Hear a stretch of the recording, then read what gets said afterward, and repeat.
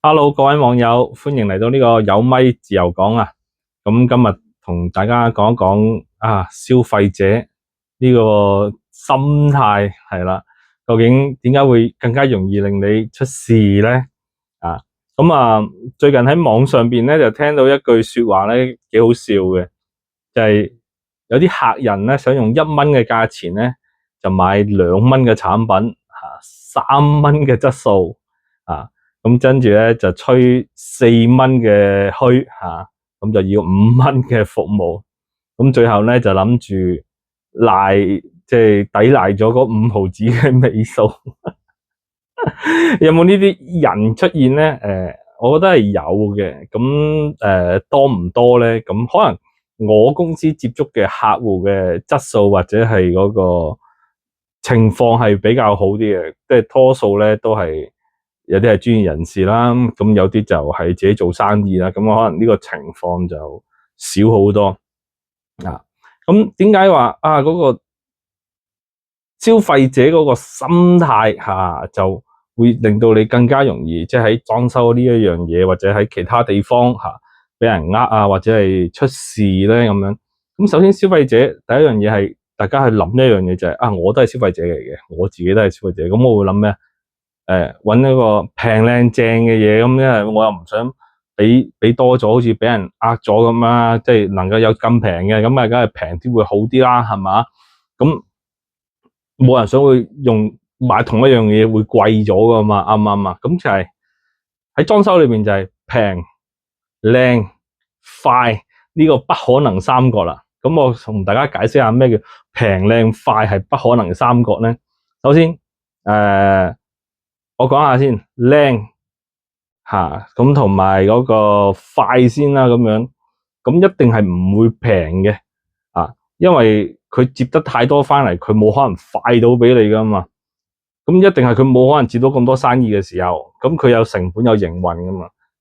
咁佢快你嘅心裏邊嗰個精力嗰個時間多咗咁佢一定係靚得嚟，快得嚟，一定係冇可能平嘅。咁平又靚嘅，咁又點樣咧？當你又平又靚嘅時候，喺呢個社會咧，唔係得你一個搵到佢噶嘛，其實個個都搵到佢噶嘛。咁佢接咗好多好多單翻嚟嘅時候，咁有乜可能又平又靚？所以冇可能快咯。所以你以前好耐，其實上一年啦，嗰個黃 X 櫥櫃嗰個，咪就係攞鎖匙翻嚟之後4-5個月，即係幾百尺嗰啲300-400尺嗰啲就4-5個月先交樓嘅。佢自己講嘅唔係我屈佢啊，不過佢過咗啦咁到最後啦，之後咧就又平又快啦。咁又平又快，咁你自己諗啦，佢邊度有時間去做得好咧？係咪啊？咁個質素一定係差，所以呢個係喺裝修界裏邊咧，係一個叫做不可能三角平靚快。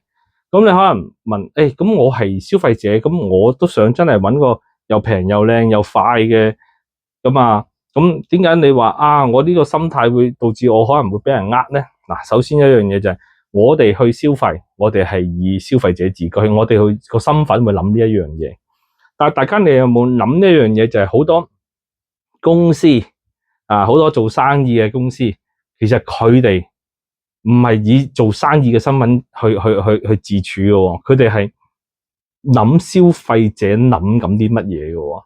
咁你消費者去鑽研你嘅啫，咁你消費者嚟講你要平靚快，咁我究竟喺邊一個途徑或者喺邊一個位置可以吸引到你咧？喺邊一樣嘢可以令到你嚟我公司幫襯我咧？因為佢其實就係鑽研緊你呢個消費者嘅心態。咁有時候有啲嚟幫襯我嘅客咧，咁好老實嘅，咁我自己都好感恩嘅。咁佢哋都唔明白一樣嘢就一分錢一分貨冇話平靚快嘅喎。即係如果喺個市面上有個靚仔嘅，又專一嘅，又有錢嘅，中意你嘅，佢一定係想呃你，因為因為世界冇可能有呢樣嘢噶嘛。咁但係你可能去到裝修嗰一下，你就冇咁清晰即係因為都好老實咧，有時候人一世即係唔係話成日裝修噶嘛，可能裝修過1次2次咁就係咁上下。即係冇辦法，同埋嗰個裝修嗰筆費用係比較大少少嘅，咁個個都想，能慳則慳，能省則省，呢個係正常嘅。咁但係你最近你見到好多即係嗰啲爛尾啊，或者啱啱鏘哥拍過嗰段嗰個連環爛尾，咁我又有睇東張西望。到第一下，佢同第一間佢鬧交嘅一個原因，其實就係嗰個窗整得唔好。咁嗰個窗整得唔好，就係冷氣機喉嘅嗰度嗰個問題。咁如果你問到喺我哋公司會出現呢樣嘢咧，就一定唔會嘅，因為你俾幾廿萬裝修，邊有人客會想見到條冷氣機喉嘅？我哋一定係將啲冷氣機喉係隱藏咗，係見唔到嘅。咁你做之前個窗係咁樣嘅時候，我哋一定係俾個客去確認咗，究竟個窗係咪咁做。而我哋有個專業水平，我哋個窗亦都係唔會咁樣做。咁所以其實就唔會有呢一個問題。咁但係去到嗰個師傅個情況就係可能樓下嗰啲交得貨就得啦。你要平嘅，咁我一定係呢度慳啲，嗰度慳啲，但係又冇出事㗎。前提下，我覺得喺樓下嗰啲平得嚟，佢起碼會覺得，起碼冇出事，因為你出事你揾佢，佢會好麻煩㗎嘛，啱啱先？咁你一定去揾佢喺樓下，咁可能即係我自己覺得就係平得嚟，佢未必快啦嚇，我唔知道啦。咁但係可能係唔會出事嘅一個方法咯，但係個美觀嗰度咧就唔得啦。咁如果個客喺度話，喂，你又唔得喎，個美觀，即係嗱，啱先第一句就係1蚊嘅價錢，想要2蚊嘅貨，3蚊嘅效果啦嚇。咁個師傅我梗係同你講，喂，你呢個價錢你係咁噶啦，你唔咩嘅喎，咁啊大家咪嘈反咗咯。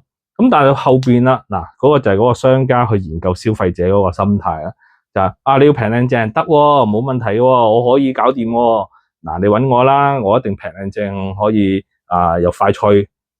快脆，因為佢後邊嗰個騙子其實係有一個時間係好快嘅，不過後邊係完成唔到啊。咁你知道啦，咁樣好快脆咁啊平靚快咁樣搞掂，咁咪中咗咯，就係咁簡單。呢個係心態啊！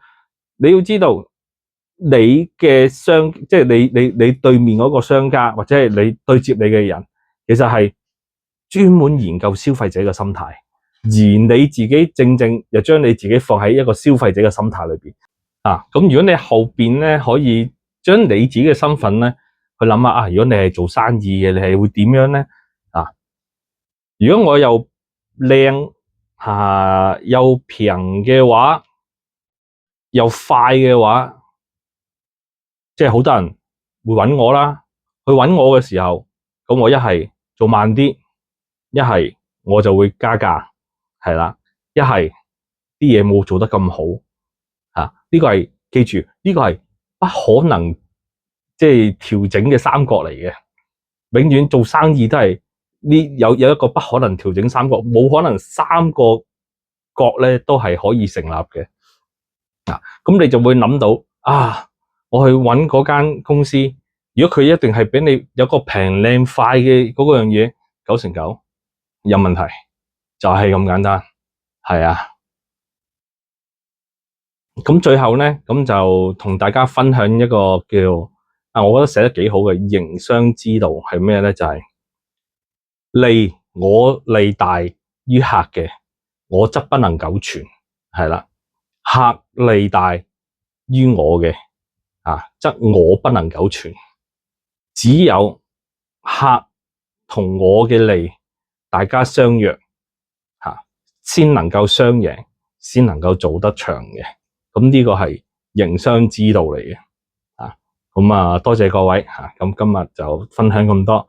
咁喜歡呢條片嘅朋友就俾個 like 同埋 subscribe 我哋個頻道啦。多謝你哋，拜拜。